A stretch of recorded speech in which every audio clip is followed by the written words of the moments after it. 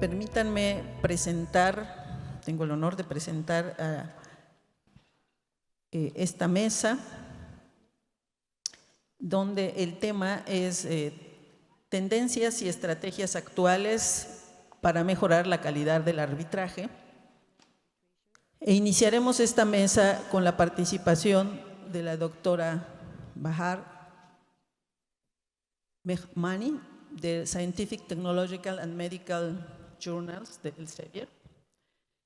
Ella es directora de Innovación de Publicaciones en el Departamento de Desarrollo de Publicaciones y Marketing Internacional en la oficina de Elsevier en Ámsterdam. Es doctora en Sistemas Cuánticos Abiertos por la Universidad de Ámsterdam. Realizó también una estancia postdoctoral en el grupo de Teoría Óptica en el Instituto Max Planck, donde trabajó en momento lineal y angular de la luz. Ella ha trabajado en reconocer el esfuerzo del revisor en el arbitraje de los manuscritos asignados y actualmente trabaja en una serie de proyectos diseñados para reconocer la contribución de los revisores al progreso de la ciencia. Indudablemente que el tema de esta mesa es un tema muy importante porque justamente depende de lo que está conectado con la mesa anterior, la exposición anterior de la doctora Tagüeña, en la importancia del aspecto de calidad en el trabajo que desarrollamos todos los que nos dedicamos a la ciencia. Desde la cuestión de elegir a un comité de evaluadores por parte del editor de una revista, normalmente son 2 o 3, depende también de la disciplina. Después viene todo esto que también se ha cuidado mucho por parte de las editoriales, que es las guías éticas, que también ya se ha mencionado, tanto por parte de los autores como por parte de los revisores. En fin, yo creo que tendremos una mesa muy interesante y estamos en espera de la incorporación, también creo que debo comentarles esto, a la mesa de la doctora Teodora Blom, que por razones de tráfico no ha podido llegar a tiempo, está ya casi aquí. Cuando ella se integre a nuestro grupo, pues haré su presentación. Entonces, please, doctor, your presentation. Buenas tardes. Thank you for inviting me to this amazing session. I'm really humbled and honored for being here.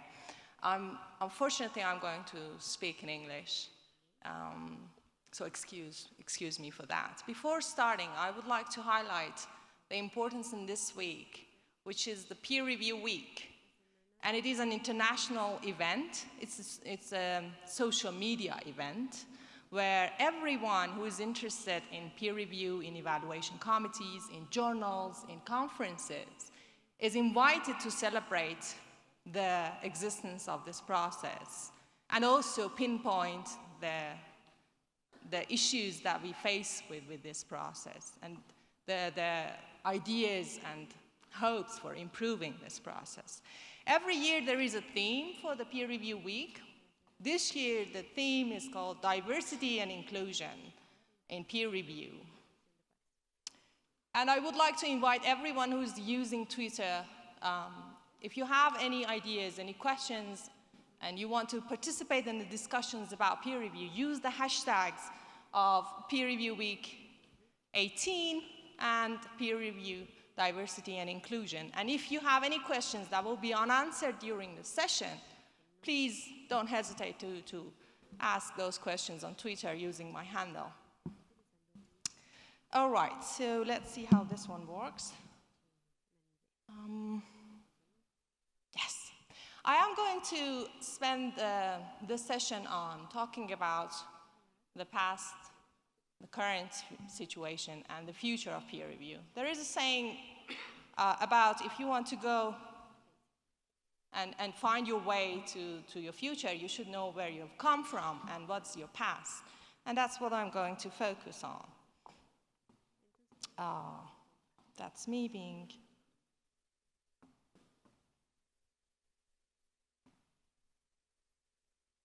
No.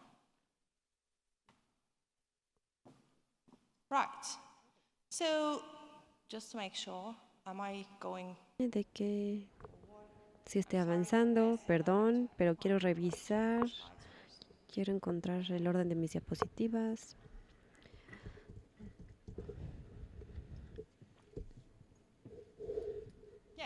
Ok. So let me find my way back. So there was this talk this morning Esta mañana research hablaron acerca de la evaluación de la investigación. as far as I could get, there is a lot of pressure Y hay mucha presión en cuanto a lo que pude escuchar en las publicaciones y hay muchos problemas que se mencionaron durante la sesión de preguntas y respuestas y acerca de ética y la integridad y las historias que se relacionan con esta presión. Los números que pueden ver aquí es la presión percibida sobre las publicaciones, solo en una comunidad, que es la comunidad económica, y estas son las cifras de los artículos publicados. Y aquí la presión en las publicaciones en esta comunidad económica está creciendo, y creo que esto es solo un ejemplo. No importa en qué sector o área realices tu investigación, la presión de la publicación es mucha. Solo en el 2016 hubieron 2.2 millones de artículos publicados. Y basándonos en los datos, cada semana casi 30,000 artículos se publican. Y esta es la magnitud de artículos que se publican. Y los números muestran que la ciencia está creciendo a un ritmo de 45%, 2.2 millones en el 2016 van a crecer este año y los años siguientes. Además de esto, también existe la presión de escribir propuestas de becas, el tema de la conversación. Entonces, si quieres sobrevivir y llevar a cabo tu investigación en la academia, necesitas escribir propuestas y necesitas tener una beca y para poder hacer tu investigación, tus proyectos. Y eso está aparte de la presión sobre las publicaciones y también la presión de los profesores. Si estás en una universidad, también tienes deberes como profesor y además también tienes las solicitudes de las revistas que piden que hagas una revisión de tus pares. Y con todas estas presiones, ¿por qué realizarías esta revisión de pares? Y la respuesta que pueden ver aquí en la diapositiva creo que tiene un impacto en muchos de ustedes. Estas son las respuestas de una encuesta que se hizo en el 2015 y se encontraron respuestas parecidas en otra encuesta que hizo Wiley de por qué los investigadores hacen revisión de pares. Hay un concepto de que si yo publiqué y yo recibo reportes de revisión de mis pares que me ayudan a mejorar mis investigaciones, pues le voy a regresar algo a la comunidad. Esa es la motivación principal. Pero con todas estas presiones que ya les mencioné, existe la dificultad de hacer esta revisión bien. Basándonos en encuestas, vemos que los investigadores dicen que hacen muchas revisiones de pares, como la que mencionaron de Elsevier, 3,000 investigadores en todo el mundo, distintas áreas de estudio. Parece que en promedio los investigadores revisan 20 manuscritos al año. Y no sé si están publicando 20 artículos al año o no. Y es un proceso que toma tiempo la revisión. Yo todavía hago mi revisión de pares y la última vez que lo hice fue el miércoles la semana pasada y me tardé todo el día haciendo esta revisión. Y también a veces paso mis fines de semana leyendo y decidiendo qué voy a escribir. Y entonces esto toma mucho tiempo y los investigadores pasan su tiempo libre, fines de semana, vacaciones, el tiempo que deberían pasar con sus familias e hijos y le dedican este tiempo a los reportes de revisión de pares y en promedio les toma casi un día entero, 5 horas hacer esta revisión. Entonces, fui muy rápido, perdón. ¿Hacia dónde vamos con toda esta presión? Por un lado tenemos las publicaciones, por otro lado tenemos la revisión de pares. Si queremos saber hacia dónde vamos, es mejor ver más allá y ver hacia dónde hemos llegado. Y por aquí voy a empezar. Creo que la publicación científica comenzó en 1665 en las primeras transacciones filosóficas establecidas por Henry Aldenberg, y él fue el editor de esta revista. Y era la época de realizar muchos experimentos, de salir en excursiones, cruzar el mundo, encontrar nuevas especies animales o de plantas, iniciar tu propio laboratorio en el sótano de tu castillo y hacer tus experimentos en esa época. Entonces la gente empezaba a escribir y reportar sus hallazgos. Y ese fue el momento en donde empezaron estas publicaciones. Y Henry Aldenberg era la persona que decidía si quería publicar algo o no, porque era el único editor de su revista, si quería reportar o no. Y principalmente era para los miembros de la sociedad real. Entonces tenías que ser miembro de la sociedad real para poder publicar, para poder mandar tu reporte a esta revista. Y que no se nos olvide que en esta época, en los 1600, publicar era muy caro. La prensa era una máquina cara. Y también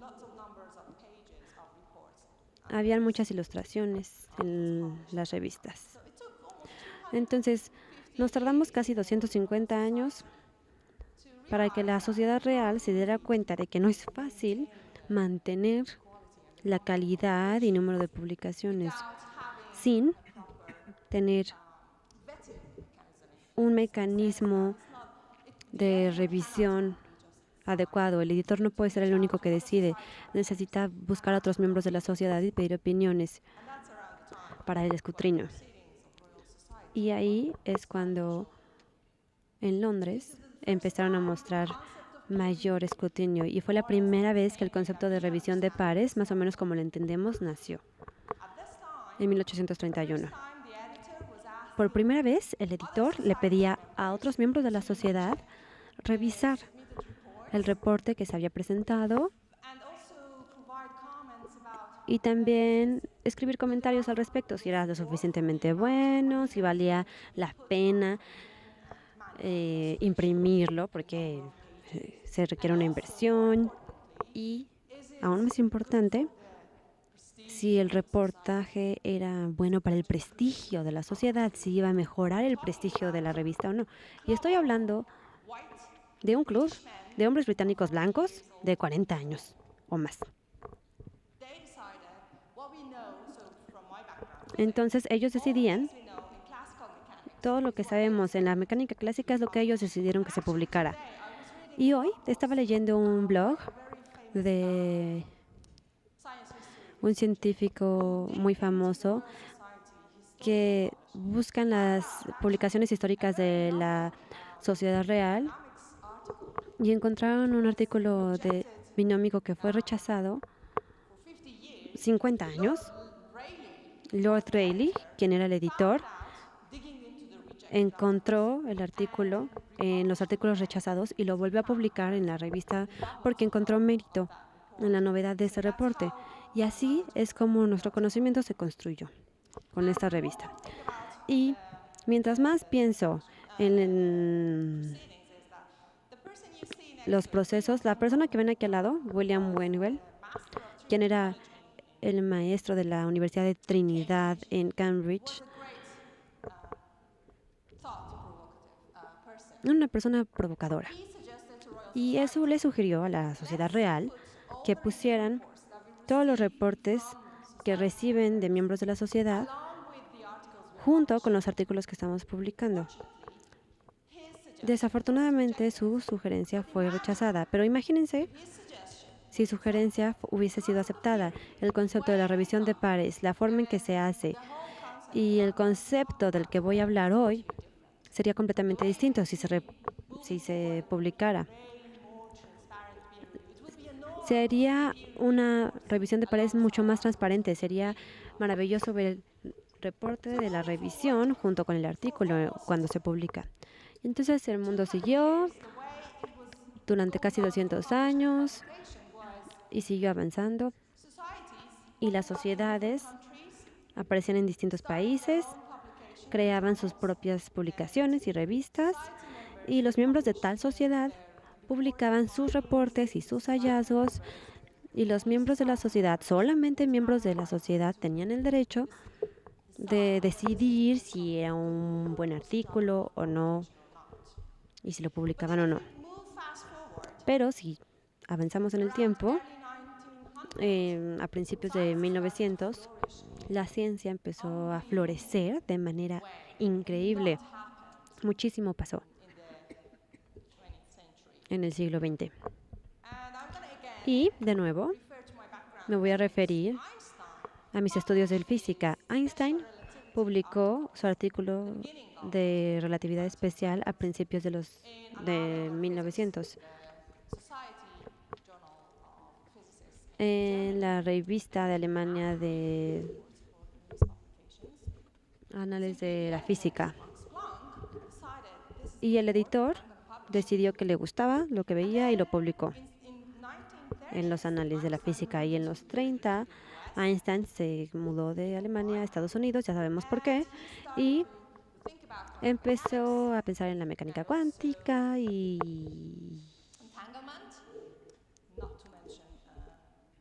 en otros temas, en la relatividad todavía, y el entrelazamiento, y también pensó en otros temas que se publicó en las revistas americanas.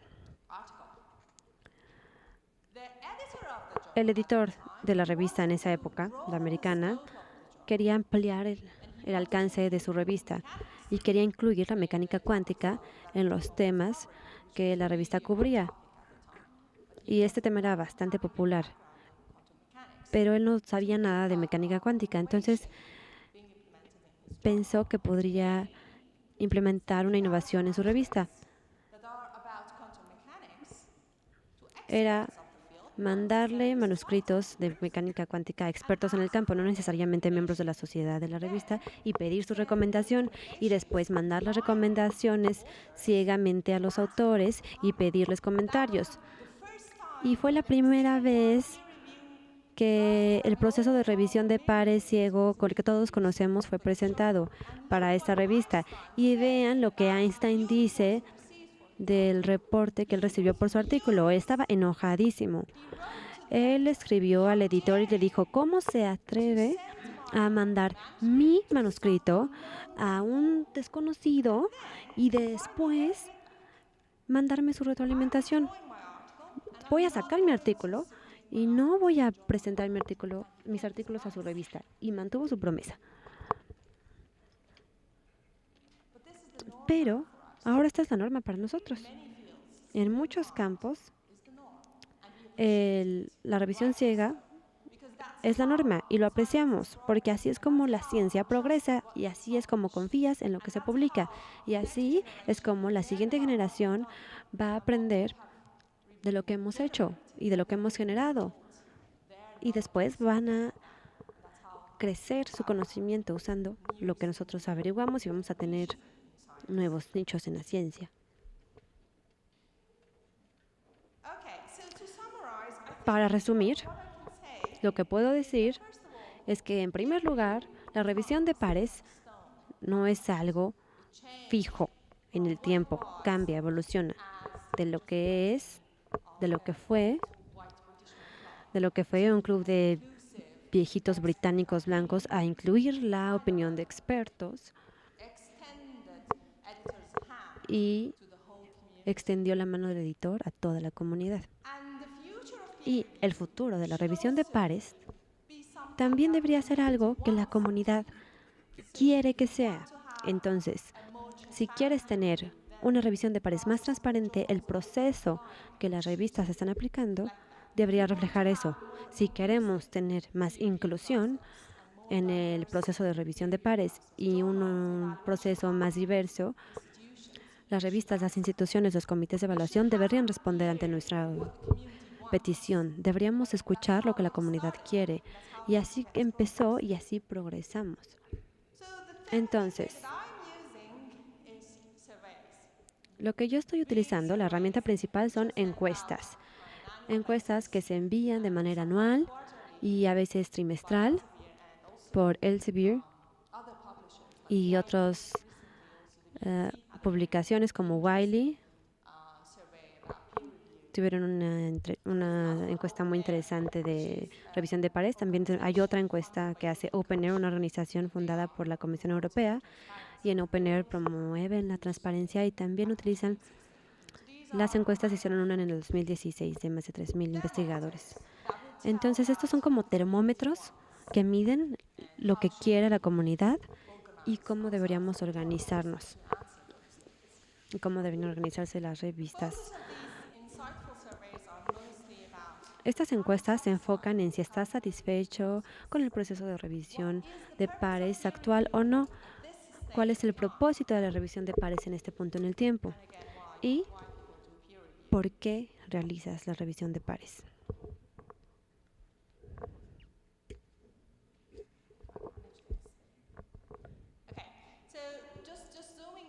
Entonces, acercándonos a la encuesta a la que tuve acceso, el tema demográfico, áreas de estudio, parece ser bastante amplio las áreas de estudio y en términos de distribución geográfica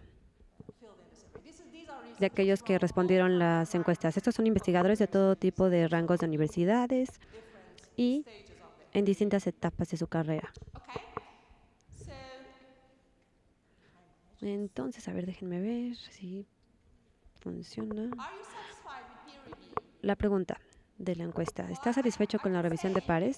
Puedo decir que la gente no está disatisfecha, pero esto es lo que muestra la encuesta. 65% de aquellos que respondieron a la encuesta parecen estar satisfechos y ven la tendencia de 2007 hasta el 2015. Parece que los porcentajes son más o menos de 65%. Y la mayoría de las personas que respondieron a la encuesta dicen que sin la revisión de pares no hay control. Y esto también lo mencionó en la sesión de la mañana acerca de solicitudes de becas.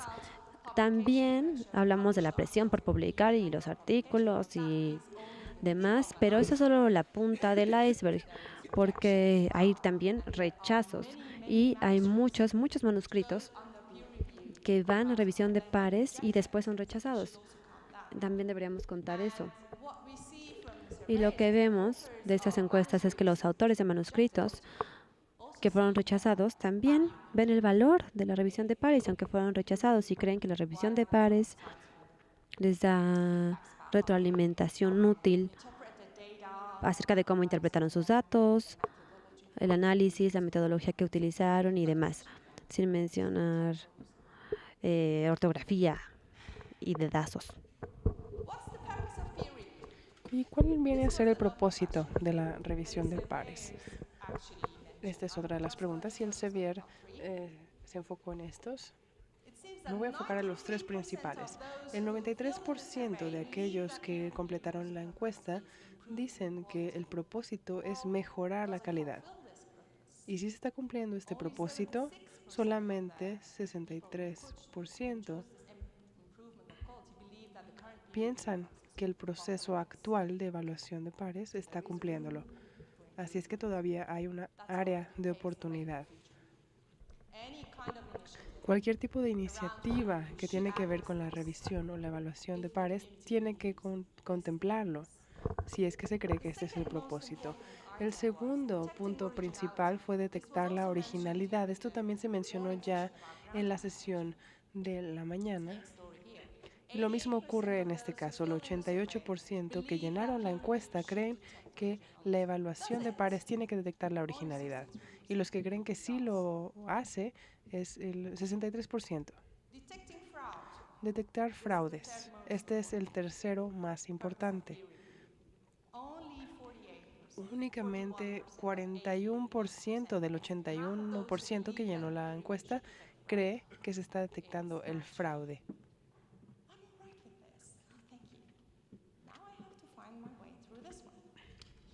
Bien, ahora veré cómo funciona este otro que me acaban de dar.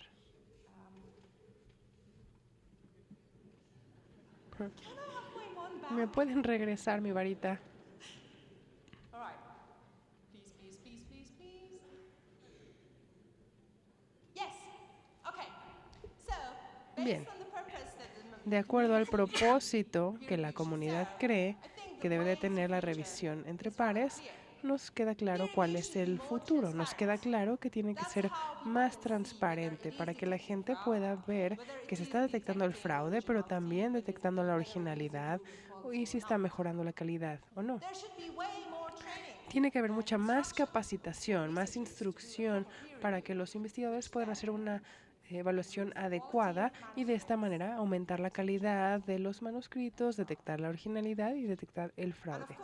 Y desde luego el proceso tiene que ser más participativo y se les debe de reconocer a los investigadores por todo este esfuerzo y tiempo. Como les dije, todo este tiempo que involucra hacer una evaluación de pares. Ahora vamos a ver algunas iniciativas que están tratando estos tres temas. ¿Qué es lo que está pasando en todo el mercado y en las publicaciones? Y les daré algunos ejemplos de las revistas de Elsevier que lo están haciendo.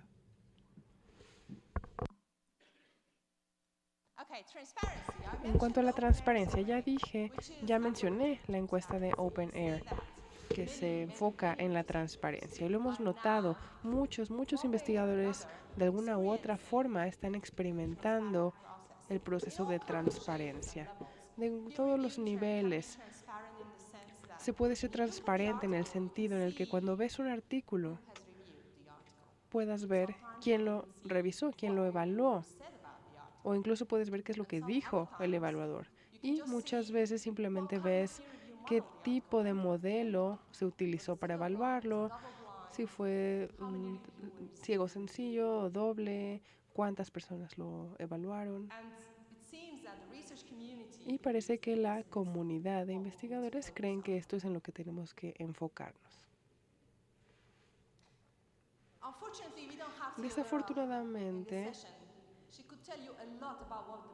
no tenemos a más personas que nos puedan hablar de lo que The BMJ está haciendo, que son los pioneros en transparencia y en evaluación, pero hay otros que están haciendo este tipo de actividades. En BMC es otro buen ejemplo, eLife, que es una revista que participa mucho en el proceso de evaluación y en la transparencia que conlleva.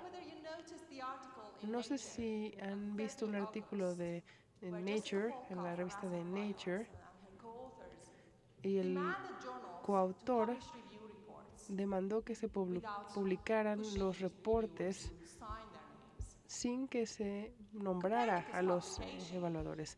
Las publicaciones de Copernicus también hablan de la transparencia desde los 90s, la Royal Society, la misma sociedad real de la que yo hablé al principio, ahora ya tiene una revista que se enfoca en la transparencia de la evaluación de pares. Hemos avanzado bastante. Nature Communications también publica los reportes. Faculty of 1000, que es una plataforma, no sé si la conocen, ellos publican todas las versiones. Si tú lo envías, se publica. Después se pueden publicar los reportes más antiguos y luego las versiones más nuevas. Y cuando los investigadores responden a las evaluaciones, se publican las nuevas versiones. Podemos ver todo el historial del artículo y elegir qué versión es la que queremos citar cuando estamos citando estos artículos. En Elsevier también tenemos revistas que publican al editor. Qué bueno verte por aquí. Gracias por venir. Hay otras revistas que están publicando el número de comentarios y de evaluadores. No hablan del contenido, sino simplemente el número de revisiones o evaluaciones. Y hay otros que están publicando todo el contenido, todos los comentarios, y los evaluadores deben de decidir si quieren revelar su identidad o permanecer en el anonimato. Este es un ejemplo. So you look at the article page, Podemos and ver then el beneath sitio there is the del authors, you see artículo, the review reports interlinked to the luego article. toda la lista de reportes. Podemos ver qué escribieron sobre el artículo antes de que haya sido publicado. Is another La way. So capacitación giving es otra forma. instructions, Dar providing instrucciones resource materials to researchers when it comes to their role a los investigadores, hablando del rol del evaluador. From Wiley's survey, it was quite clear En that it's estas not encuestas only nos quedó young claro que no researchers who are solamente son demanding los more investigadores resource jóvenes materials los and que necesitan instructions. más Every single materiales, researcher, recursos o from instrucciones. medium young Todos los or quite investigadores, well-established, desde los believes más that jóvenes hasta more los resource materials más and instructions. avanzados o más Having good viejos, instructions necesitan de will estas help readers instrucciones y to material improve the para quality, as I poder said, mejorar la and for calidad. editors Y para los editores, para que decisions tengan y tomen and not decisiones miss out on informadas good y no se les articles. vayan artículos que pueden ser bastante buenos. No.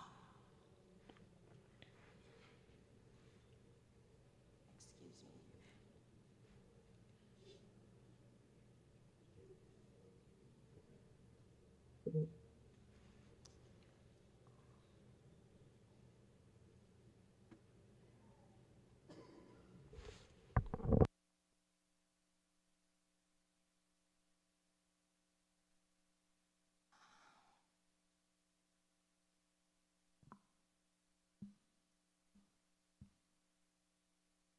I'm pushing it.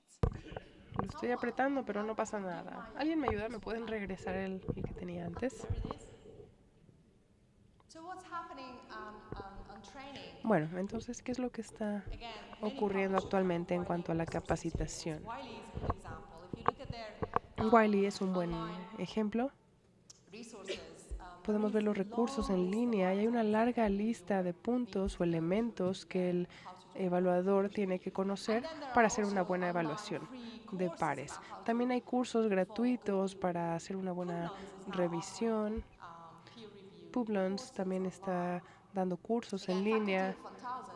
Faculty of 1000, by Faculty of publishing 1000, al publicar todo, también nos da muy buen material para poder revisar cuáles son unas o cómo se ve un buen reporte de evaluación.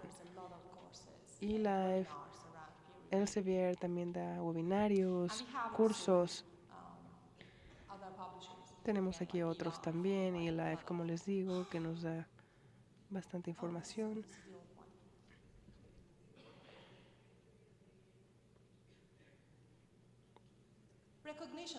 El reconocimiento, ya lo mencioné también, cómo reconocer a los evaluadores. Las instituciones, las universidades también deben de reconocer a los investigadores que se están ofreciendo para hacer este tipo de trabajo. ORCID también está publicando información relacionada. Publons también, en Publons puedes crear un perfil para hablar de tus actividades como evaluador, nuevas plataformas. Mendeley también agregó una nueva pestaña en su página para poder ver las actividades relacionadas a la evaluación de pares.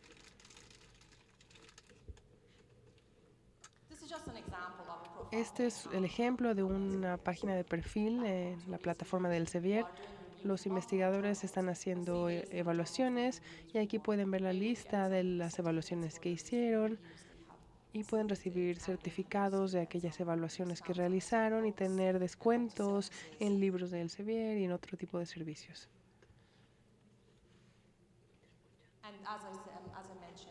Y como mencioné, en Mendeley pueden revisar los perfiles. Mendeley está sacando todos los datos, todos sus archivos relacionados a estas actividades de evaluación de pares.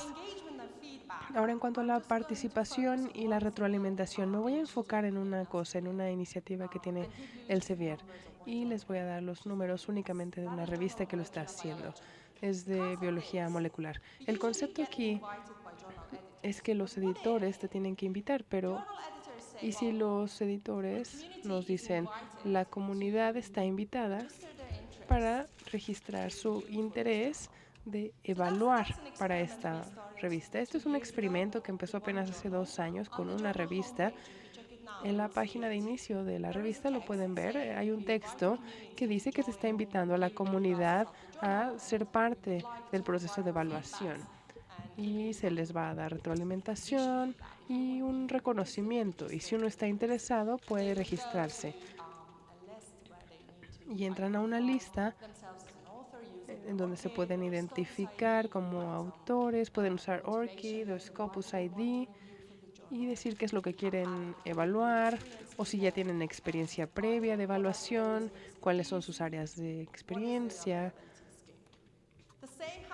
Y lo mismo ocurre en la plataforma de reconocimiento de evaluadores. Uno se puede nominar para ser evaluadores, y todo esto llega a los editores. Esta revista tiene 20 editores y mensualmente se puede revisar el interés de los evaluadores y se hacen grupos de las diferentes áreas de experiencia.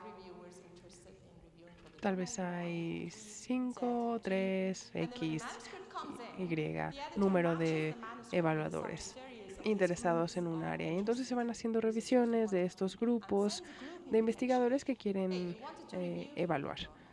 Y luego se envía la invitación. Este es el extracto de información que tenemos que coincide con tus intereses. Por favor, avísame. Y en 12 horas seguramente ya hay alguien que quiere evaluar cierto manuscrito porque es de su interés. Y se hace la invitación a través del sistema. Se empieza a hacer la evaluación, se envía a través del sistema y se escriben varios reportes y se envía la retroalimentación a los investigadores sobre la información que enviaron. Y esto ha aumentado inmensamente el proceso de evaluación de pares de esta revista. Ha mejorado también la participación de la comunidad. Y todo este tiempo de enviar el manuscrito y llegar a la primera decisión se acortó a 2 semanas. En 2 semanas un autor ya recibe su carta de decisión, y esto tiene que ver con la participación, con la retroalimentación y el ser parte de la comunidad. Aquí hay unos cuantos números de este experimento. Se alentó a todas las revistas. Ahora ya hay más de 20 que están utilizando este tipo de participación de la comunidad. Y cuando se le pide a los editores, a los evaluadores sobre esta experiencia, siempre nos dan una retroalimentación positiva. Después de 2 años podemos ver que los investigadores están mandando correos a los editores diciendo que disfrutaron mucho este tipo de comunicación y retroalimentación y que quieren volver a vivirlo, quieren volver a evaluar para la revista. Y para los editores también fue muy útil el poder acelerar el proceso y sentir que están participando cada vez más dentro de la comunidad. Empezamos hablando del pasado y hablamos del presente, pero ¿qué hay del futuro? Me parece, y supongo que están de acuerdo conmigo, en que la evaluación de pares en el futuro será más reconocida y cada vez se podrá medir más y habrá mucha más transparencia que la que tenemos actualmente. Será mucho más inclusiva y colaborativa. Y desde luego, la tecnología no nos va a defraudar porque nos va a beneficiar. Muchas gracias.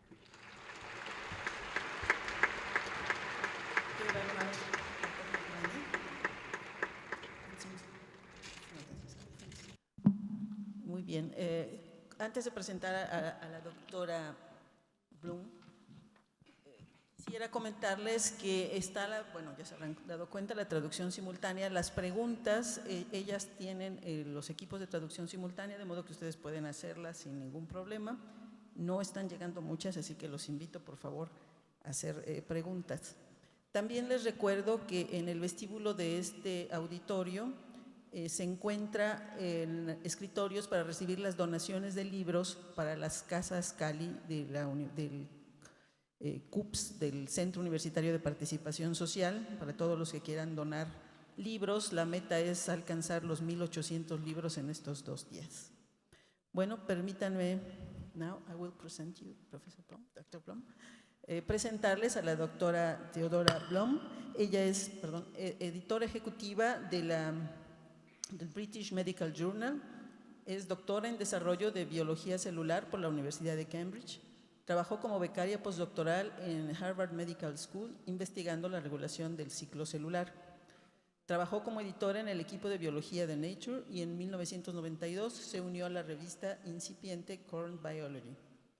Después de varios años donde ha participado en el desarrollo de esta revista y de también Structure and Chemistry and Biology, se unió a los inicios del movimiento de acceso abierto. Como editora fundadora de Genome Biology, estuvo estrechamente involucrada en el nacimiento del editorial comercial de acceso abierto Biomed Central, donde permaneció durante varios años, en última instancia como directora editorial de biología.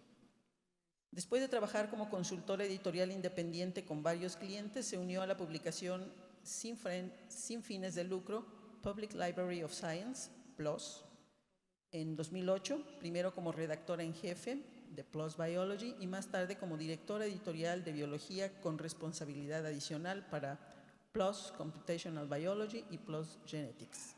Se desempeña como editora ejecutiva del BMU desde 2014. Welcome, Professor, please.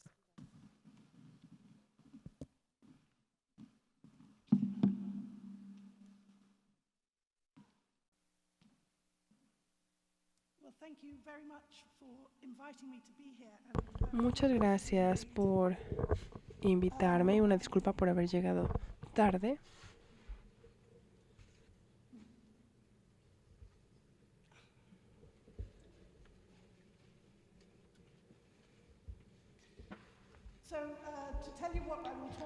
Para mencionar los temas que estaré cubriendo el día de hoy, vamos a hablar de qué es lo que entendemos por revisión de pares, vamos a ver el antecedente o la historia de la revisión de pares. Como científica, yo quiero hablar de la investigación de la revisión de pares, qué es lo que sabemos, qué es lo que funciona, qué es lo que no funciona. Vamos a hablar de la transparencia, la revisión abierta. Tenemos una iniciativa en BMG en la que los pacientes también se ven involucrados en la revisión de los estudios médicos. Vamos a hablar de las prepublicaciones y lo que significan para la revisión de pares.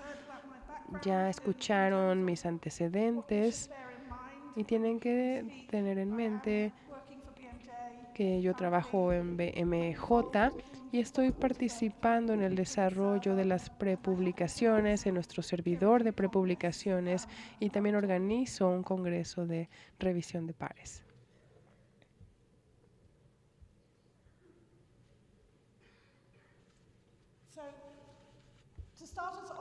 Para iniciar, estoy lista para apostar con esta gran audiencia, con este público.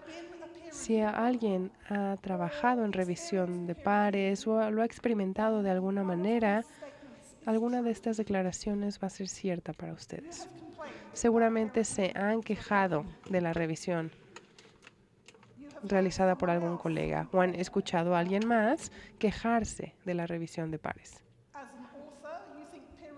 Asimismo, habrán pensado que no mejoró esta revisión, no hizo que mejorara su publicación y como revisor seguramente creen que sí han mejorado el artículo de alguien más. Y probablemente sospechan que puede haber un mejor sistema, que a ustedes se les puede ocurrir un mejor sistema que el que existe actualmente. Esto ha aparecido en muchas revistas, ilustrando los obstáculos que uno tiene que pasar.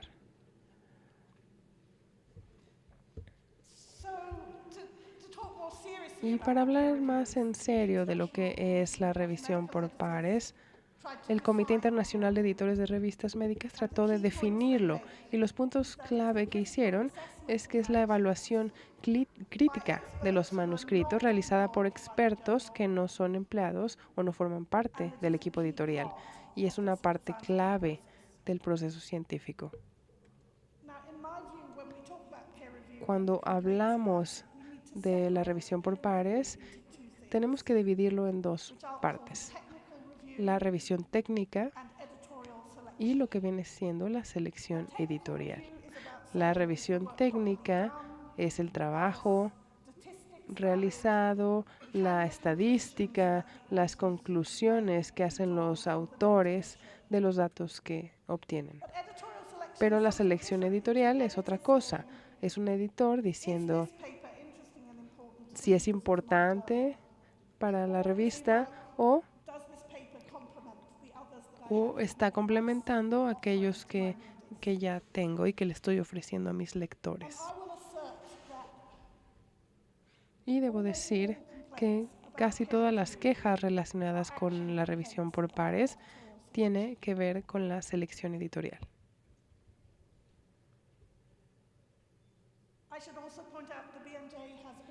También quiero mencionar que BMJ ha realizado evaluación de pares por más de 100 años.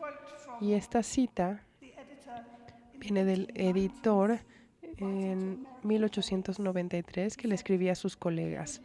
Decía que es un trabajo laborioso, difícil, que tiene una gran correspondencia diaria. Y creo que esto no ha cambiado tanto. Uno tiene que protegerse contra los prejuicios, la censura injustificable, pero sobre todo ayuda para la confiabilidad al periodismo.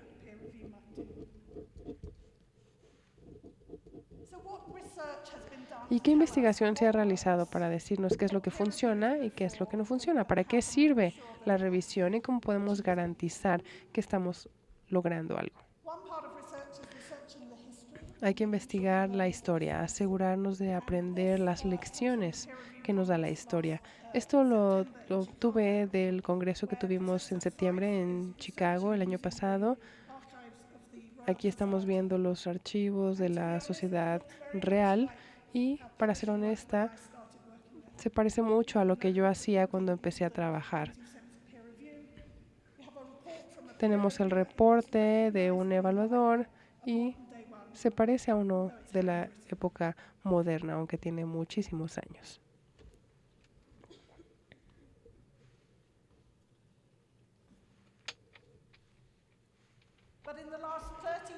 En los últimos 30 años ha habido un enfoque más estructural para la revisión de pares.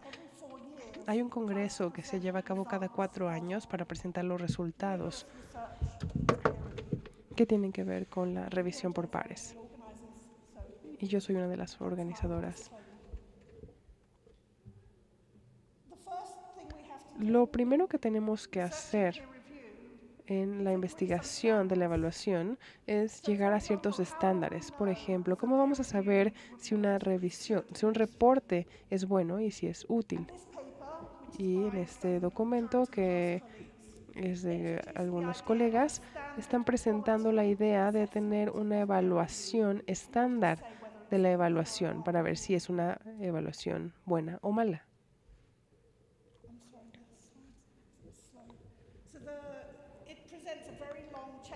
Es una lista en la que los evaluadores que están trabajando en paralelo con la evaluación pueden decidir si es buena o mala. Y usar una herramienta de esta manera, podemos ver o preguntarnos si puede beneficiar a nuestra evaluación o no. Pero la revisión por pares no encuentra la mayoría de los errores y el entrenamiento de los evaluadores no está mejorando esta situación. Y ya que no esperan esta respuesta, les daré un poco más de detalles. 607 revisores por pares asignados al azar se recibieron capacitación o algún tipo de intervención. Después se enviaron se envió una serie de 3 documentos, uno antes de la capacitación, uno después de la capacitación y luego tiempo después de la capacitación. Y se encontraron 9 errores metodológicos graves.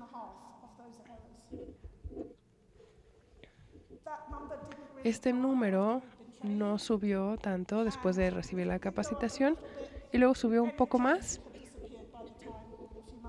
unos meses después de haber realizado la capacitación.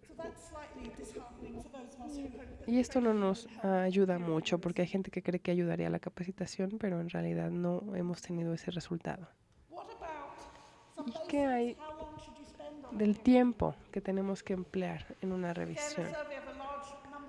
Hay una encuesta, se estudió a varios artículos, varios evaluadores y podemos ver la calidad, los detalles de las publicaciones y el tiempo aumentó en 3 horas,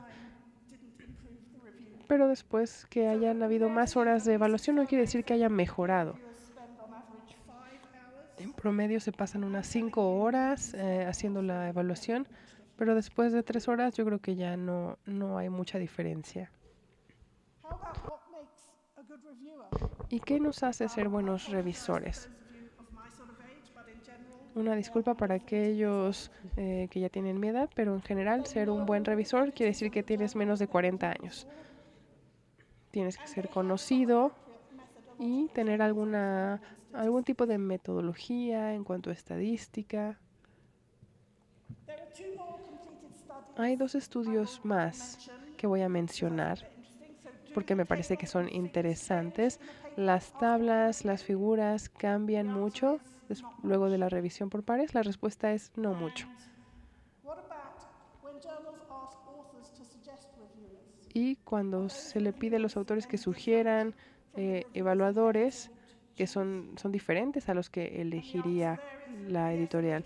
Y la respuesta es que sí, es probable que tengan mayor aceptación de aquellos que están recomendando o que están sugiriendo los autores. Pueden tener un resultado más positivo que aquellos que son independientes.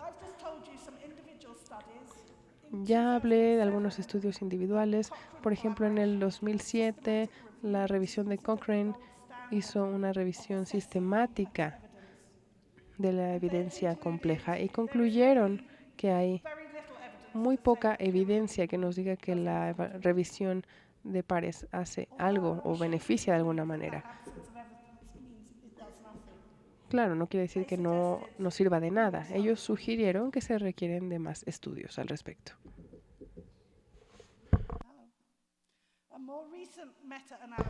Hay un análisis más reciente, metaanálisis, que se realizaron 22 informes de ensayos aleatorios. La mayoría son bastante antiguos, como el que les mostré. Nos mostró que la formación o la capacitación no mejoró la calidad. La revisión estadística sí hizo la diferencia, pero el utilizar una lista de referencia no funcionó por sí misma. Aumentó la calidad del reporte, pero no nos reflejaba el tiempo que se pasó haciendo la revisión. Y hacer una revisión ciega no afectó tampoco la calidad de la revisión o el nivel de rechazo recomendado. Entonces, hasta donde sabemos, muchas de estas intervenciones que la gente está probando con la revisión de pares marcan una pequeña diferencia. Y si les interesa mucho esto y quieren ver toda la investigación que BMJ ha realizado en estos aspectos de las publicaciones, lo pueden encontrar en nuestra página web. Ahora, hablemos acerca de abrir la revisión por pares y la revisión ciega versus transparente. La revisión de pares nos ha dicho que hay distintos alcances y sesgos. Los sesgos pueden relacionarse al autor, puede ser su sexo, de qué parte del mundo son, el prestigio del autor o de la institución. Podría ser un sesgo relacionado con el artículo mismo. La gente prefiere resultados positivos, por ejemplo, y los revisores o evaluadores tienden a favorecer los artículos en inglés, o se podría relacionar con el revisor si tiene intereses opuestos al artículo o algún tema personal con el autor que marcaría alguna diferencia. Entonces, la pregunta que yo hago es que si ser más abiertos ayudaría con estos problemas, o la respuesta sería tener más revisiones ciegas. Cuando hablamos de abrir las revisiones, decimos que la revisión más común es la única ciega. El autor no sabe quién es el revisor, pero también puede ser ciega de la otra dirección. Puede ser doble ciega, nadie sabe quién es el otro, o puede ser triple ciego, en donde el editor no sabe quién es el autor o el revisor. Pero cuando hablamos de una revisión abierta, también puede ser complicado. Nos referimos a que el reporte está abierto para que cualquiera lo lea. Nos referimos a que las identidades de los revisores son conocidas, o nos referimos a que pasa en tiempo real, en donde puedes ver la revisión conforme está ocurriendo, que hay participación de todo el mundo en la comunidad. ¿A qué nos referimos? Hay muchos factores en la revisión abierta. Y es una disciplina que caracterizó Tony Rosgela en el artículo del que saqué esta imagen, y él dice que habla de identidades abiertas y reportes abiertas y de participación abierta, en donde todo el mundo está incluido. Interacción abierta, en donde sí los revisores pueden hablar los unos con los otros y tal vez con los autores. También menciona en su artículo abrir manuscritos revisados previamente, prepublicados, y también comentarios abiertos en la versión final. También habla de plataformas abiertas, en donde separas la revisión de pares de la publicación. Y aquí debo decir otro punto, que este artículo como tal tiene revisión abierta de pares. Y pueden ver que yo aquí fui una de las que revisó este artículo.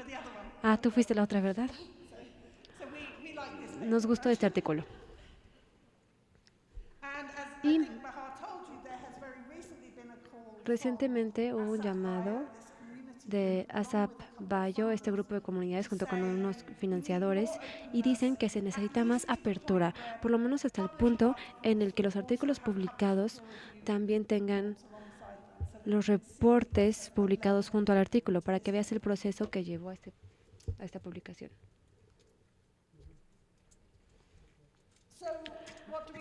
Entonces, ¿qué sabemos de la investigación?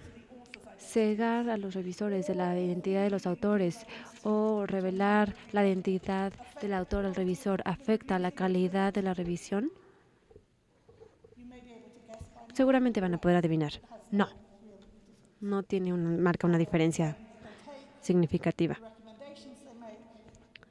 Las recomendaciones que hacen, o el tiempo que se toman, o la calidad de la revisión no se ve afectada.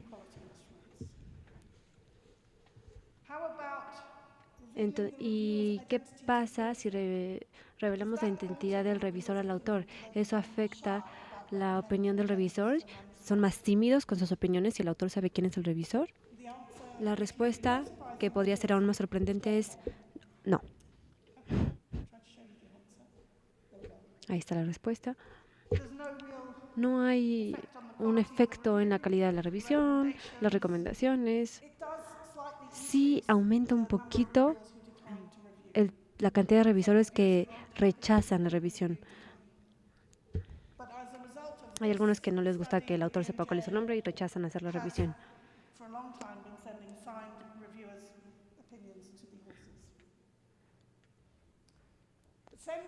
Aquí dice que mandar la revisión al autor es un paso, pero otro paso sería publicar la revisión junto con el artículo, y preguntamos, ¿qué pasa si le decimos al revisor que su revisión va a ser publicada?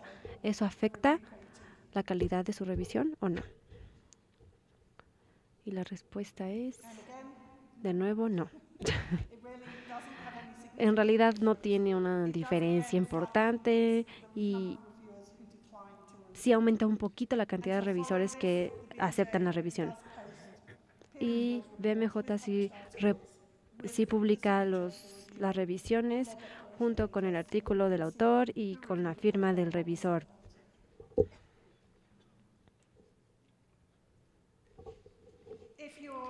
Si les interesa hablar más acerca de este tema, les recomiendo 2 blogs maravillosos que también hace caricaturas increíbles y ella ha resumido mucha evidencia en su blog. Y para resumir lo que hace BMJ, publicamos todas las revisiones de pares con la identidad del revisor, con el artículo, todo está disponible y todo el mundo tiene acceso. Y lo hemos hecho basándonos en estudios que ya he descrito, pero también tenemos 20 años de experiencia haciéndolo. También tenemos comentarios activos en los documentos publicados, que es la revisión de pares post-publicación. Y para ver eso, sentimos que como editores, si a alguien le preocupa algo del artículo, les pedimos que lo publiquen para que todo el mundo pueda verlo. Revisamos que no sea groserías directas o que acusen de malpraxis al autor, que sea un comentario razonable. Y se publica el comentario razonable y todo el mundo puede ver. Déjenme hablarles de nuestra innovación más reciente en la revisión de pares, que incluye a los pacientes. Somos una revista médica y la meta de las cosas que publicamos es mejorar la salud y el sistema de salud. Entonces, nos tardamos un tiempo en decir qué piensan los pacientes de un artículo. ¿Los va a ayudar? Pero ahora ya tenemos artículos publicados junto con pacientes. Y no solo le preguntamos a los autores si involucraron a los pacientes en la preparación del trabajo, sino que le preguntamos a los pacientes que conocen la enfermedad que se discute, que nos den su opinión acerca del artículo o de la publicación. Y esto es porque muchas veces vemos reportes de investigación clínica que reportan ciertos resultados y el resultado no le importa al paciente le importa si redujo mi dolor, no si un marcador en mi sangre cambió. Entonces, ese tipo de comentarios de la revisión de pacientes ayuda a que los investigadores se enfoquen en lo que en verdad importa.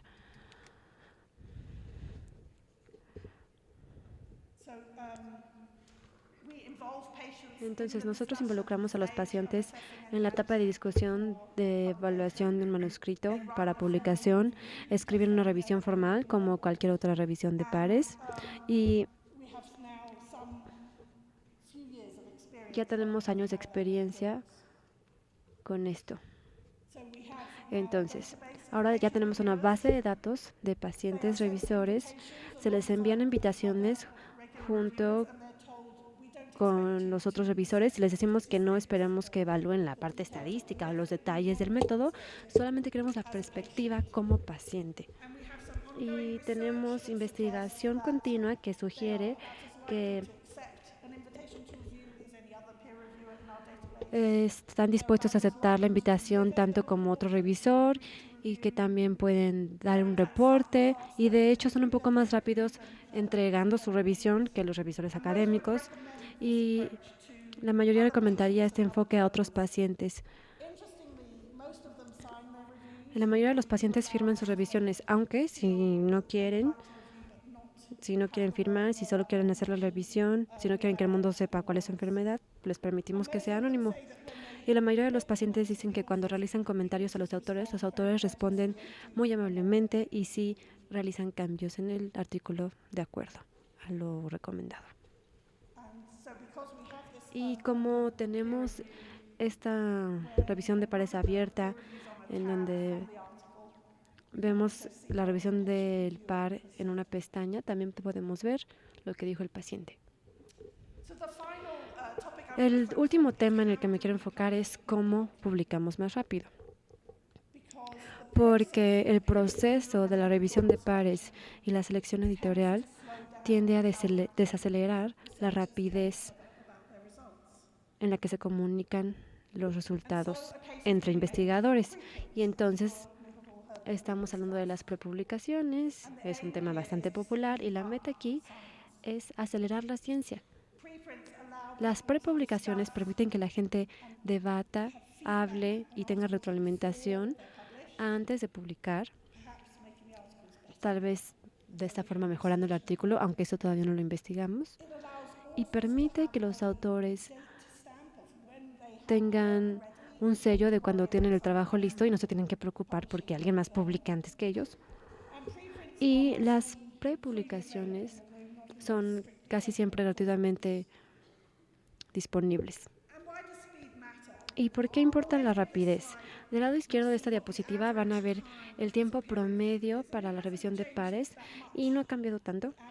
El promedio no ha cambiado tanto en los años porque hay algunas revistas más rápidas que otras. Pero hay días, semanas y meses antes de que un artículo aparezca en su publicación final. Y hay un cálculo bastante sencillo que dice que si puedes cortar a la mitad del tiempo que te tardas en publicar un artículo y lo compartes con otros investigadores y por lo tanto cortas a la mitad del tiempo que se tardan ellos en producir nuevos resultados, puedes duplicar la velocidad de investigación. Y hay algunas complejidades aquí que aceleran más las cosas, pero creo que todos estaremos de acuerdo que es mejor ser más rápidos. Pero debemos equilibrar esto con la posibilidad de que las cosas que se publiquen más rápido posiblemente podrían equivocarse o no se podrían reproducir, o lo más grave para nosotros como médicos, que podrían dañar a los pacientes o al público porque la gente acepta las cosas y resulta más tarde que no era cierto lo que aceptaron. Entonces estamos involucrados en debates para producir una prepublicación médica llamada MedRxiv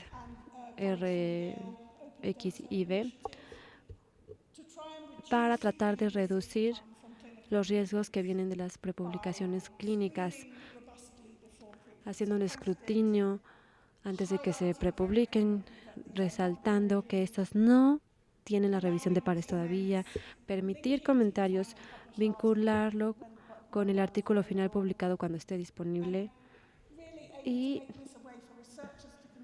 que esto es más bien una forma para que los investigadores se comuniquen los unos con los otros, pero que no es una publicación como tal. Para resumir lo que he mencionado, hablamos acerca de definir la revisión de pares, un poco de historia, investigación sobre la revisión de pares, cómo las revisiones abiertas y las revisiones del paciente mejoran y qué estamos haciendo. Gracias. Muchas gracias por su presentación. Muy bien, vamos a proceder a las preguntas y permítanme en lo que se instalan los equipos, resumir un poco algunas ideas tan interesantes que nos han expuesto las doctoras en esta mesa redonda. Una, creo que es evidente y gratificante el saber, el reafirmar que el conocimiento científico es una construcción colectiva mundial. En este trabajo de publicar conocimiento de cualquier área, ciencias exactas, naturales, sociales, humanidades, es importante la publicación de trabajos, de investigaciones cuyos resultados sean confiables, de alta calidad, y eso es lo que buscan todas las revistas, absolutamente, los libros, las publicaciones en general. De ahí que ese trabajo de calidad requiere de la participación, y así lo han comentado las colegas, de la comunidad misma, de su involucramiento en el sentido de dedicar tiempo, lo han mostrado, realmente un buen arbitraje implica tiempo, implica dedicación, implica todo un compromiso, que es la comunidad misma, la comunidad científica, para poder hacer esto. Y también, creo que lo mencionaron, esto implica que en las respectivas sociedades, vamos a decir, evaluadoras o en las agencias evaluadoras, reconozcan este trabajo, porque creo que en general es un trabajo poco reconocido, en el mundo. En México lo sabemos que también no es muy reconocida esa parte del trabajo de participación en la revisión de publicaciones. Entonces creo que dejaron una gran cantidad de propuestas, de resultados. Esta cuestión de si se hace abierto o no, creo que el tema todavía está a debate. Parece que es bueno. Es bueno en muchos casos y parece que en otros no tanto. Entonces, muy bien, creo que voy a proceder a hacer las preguntas. Llegaron bastantes y por el tiempo, me parece tenemos que terminar aquí a las 2 de la tarde. Gracias. No veo muy bien. Gracias. Trataremos las voy a compactar algunas y todas ellas de cualquier forma serán turnadas a las doctoras para su respuesta. Recuerden que el tema de la mesa es la calidad del arbitraje en cuanto a publicaciones, porque llegaron algunas preguntas que tienen que ver más bien con programas de posgrado y que no cae propiamente en la temática que aquí se tocó. La primera pregunta, hecha por Aida Pozos Villanueva, habla sobre la evaluación de un tema que no se tocó, la evaluación que se hace a revistas de carácter de divulgación de la ciencia. No sé si alguna de ustedes o ambas quieren responder. Would you like to, Charles? Please.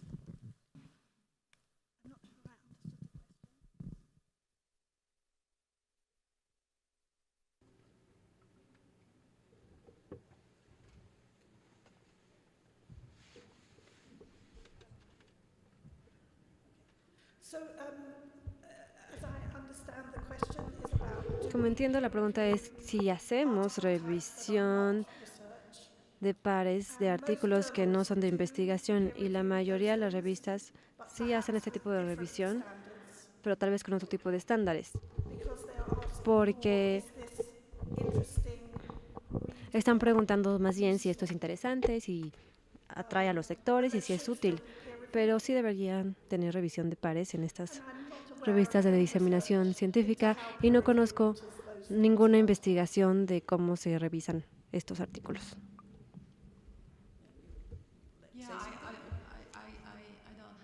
Yo no tengo nada que agregar a esto, o mucho que agregar. Las revistas pasan sus procesos en revisión de pares y deben de dar indicaciones apropiadas de qué es lo que quieren de la revisión de pares, y de ahí vienen las instrucciones.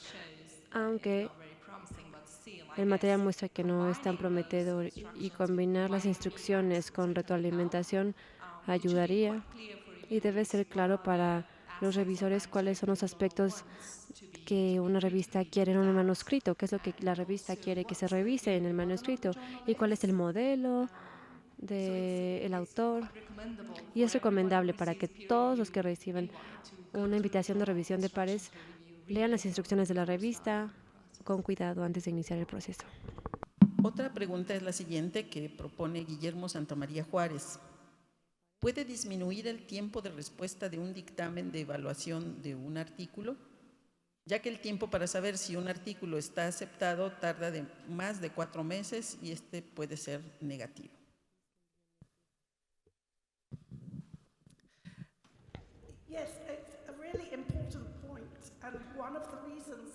Es un punto muy importante, y una de las razones por las que estamos hablando de las prepublicaciones es por el tiempo que se toma la gente para la revisión. Y normalmente los revisores tienen 2 semanas para responder. Pero también está el tema de la evaluación editorial, de encontrar al revisor como tal, perseguirlo para que te dé el reporte. Y todo eso es difícil de reducirlo más de 2 meses. Pero 4 meses tampoco es maravilloso, estoy de acuerdo. También podemos agregar a eso el tiempo de producción, que toma muchísimo tiempo. Y los publicistas deberían optimizar ese proceso, porque aunque lleguen los reportes de revisión al escritorio del editor y el editor tome la decisión y acepte, se tarda en publicar el artículo. Entonces, la mayoría de las revistas hoy en día también dan indicaciones como primero va a entrar en línea antes de ser publicado. Y eso es una instrucción que puedes encontrar en la mayoría de las revistas. Ves que está inmediatamente disponible en línea y ya después se publica. Y hay una gran brecha entre el tiempo que se publica en línea y ya después está en la revista.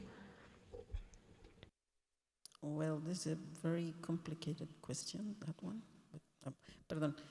Martín Suárez Jacobo solicita una opinión por parte de las ponentes sobre la proliferación de seminarios, voy a leerla tal cual, y journals, revistas, que no realizan revisión técnica entre pares, pero que sin embargo las toman en consideración para obtener un perfil deseable en universidades. Sin la debida revisión se caería en la aceptación de todos los artículos y bajaría la calidad de las publicaciones. ¿Cómo evitar que suceda esto?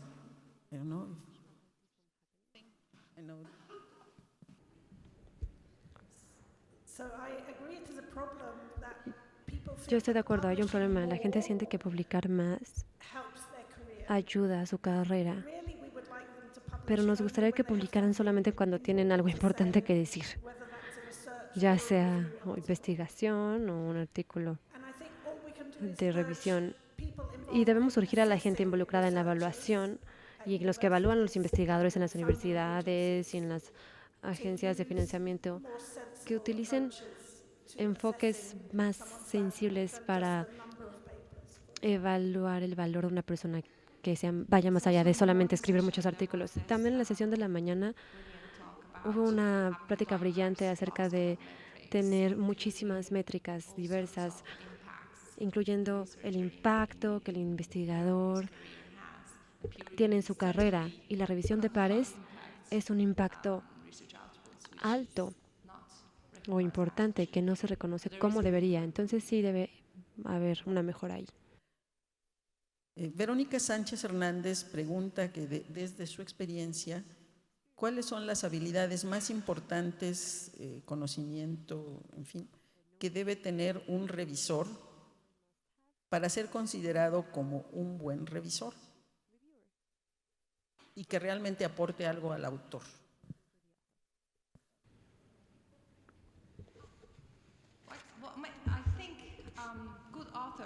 Creo que los buenos autores, por definición, podrían ser buenos revisores, y un buen revisor es aquel que considera al autor cuando escribe un reporte. Y hay muchos artículos de cómo escribir un buen reporte de revisión, pero un buen punto es ver las instrucciones de la revisión y también ser amigable, tener un tono amigable y ponerte en los zapatos del autor que está recibiendo tu reporte, y mantente alejado de comentarios personalizados. Yo lo que agregaría, después de muchos años de leer reportes de revisión, es que existe la percepción de que un revisor joven va a ver cada detallito y va a ser muy granular, mientras que uno más mayor te va a dar la imagen general, pero no todos los detalles. Y como editora, yo quiero ambas cosas. Entonces, el revisor perfecto me daría el detalle granular de la tecnología, de los métodos, pero también cómo esto encaja en el panorama general de lo que es importante para el campo. José Fernando Sánchez Vega pregunta cómo manejan el problema del plagio parcial de parte del artículo. ¿Se realiza una evaluación previa a la revisión de pares? ¿Los revisores pueden usar una herramienta de plagio de la plataforma editorial y reciben información de las posibles fuentes de plagio?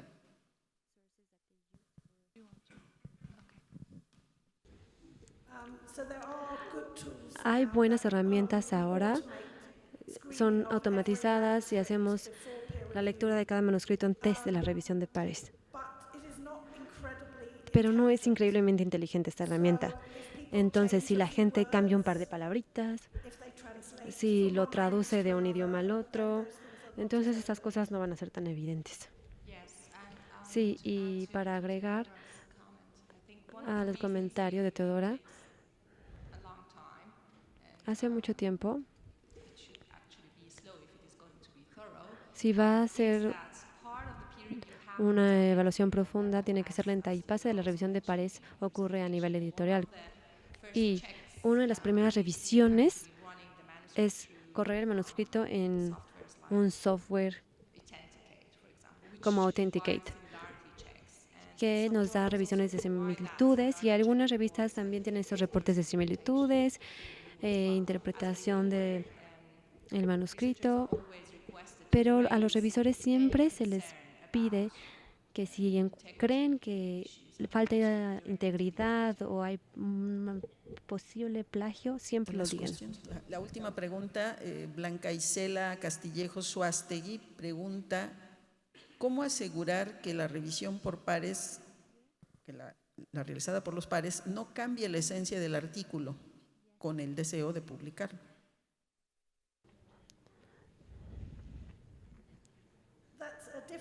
Esa es una pregunta difícil, porque a veces creo que sí deben cambiar la esencia del artículo.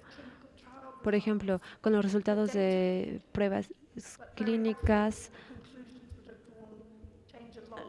los resultados no pueden cambiar, pero a veces las conclusiones tampoco, porque a veces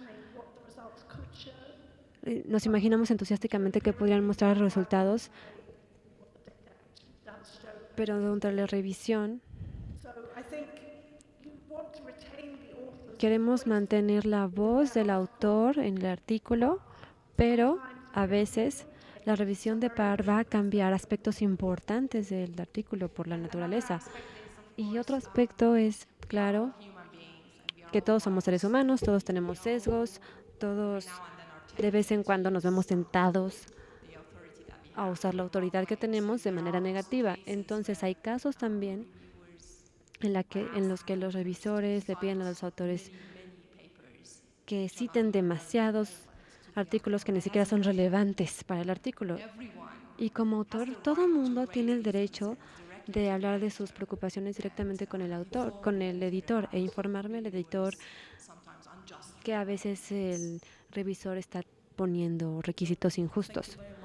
Muchas gracias por su participación, y por favor, déjenme darles, doctora Mahmani, un souvenir por su participación. Muchísimas gracias a las dos.